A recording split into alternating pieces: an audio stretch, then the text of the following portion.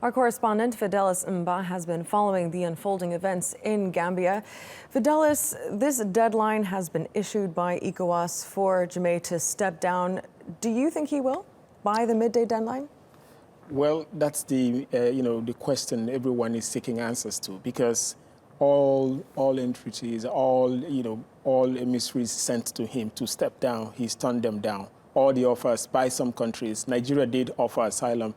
Morocco, where his wife comes from, did offer asylum. Mauritania also offered an option for him to, go there to seek asylum, but he turned that down until midnight. And when the military went in, they had to be halted.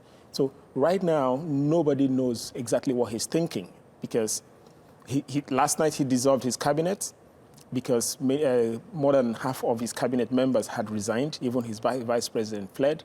And the military, which were actually solidly backing him, suddenly yesterday they more like looked the other way, because even the military chief, who's been very outspoken in terms of supporting him, was seen on the streets of Banjul trying to even more not really celebrating in this case, but showing some kind of support to people who were jubilating, because he was walking in the midst, there's a video online of him walking in the midst of supporters who were jubilating after Adama Barrow had been sworn in. So it's a clear sign that Jammeh has lost all the support he needs from the military, from his party, from even his supporters, and even his cabinet, which made him to suddenly dissolve the cabinet last night. He's lost support in the region as well. And interesting to see that ECOWAS has pushed for a swift response.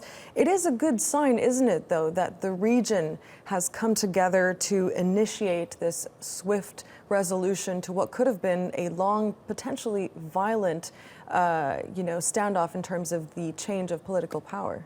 Yeah, absolutely. Because across Africa, especially on the social media, people have been commending ECOWAS, the regional bloc, for leading the initiative to force someone who's been regarded as a dictator out of office.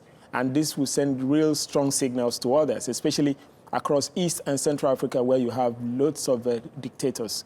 People in East Africa and Central Africa, some of them have been in office for more than 30 years, and they're not willing to leave office. So this is a clear sign that other regional blocs will take a cue from this and try to ensure that nobody who loses election is allowed to stay in power beyond their mandate. Because recently we had same crisis in DR Congo, where Kabila refused to step down until after the killing of so many people before they reached a truce, and then his tenure was extended by a year. And last year, Burundi also experienced the same thing when Pierre Nkurunziza, the president of Burundi, decided to contest for a debatable third-year term in office, and it led to loss of lives and a detention and arrest of so many people. Mm-hmm. So with what ECOWAS has done now, if other regional bodies take a cue, we might see the end to people staying beyond their mandate and people trying to impose themselves on the electorate who are actually not happy with them and voted them out of office.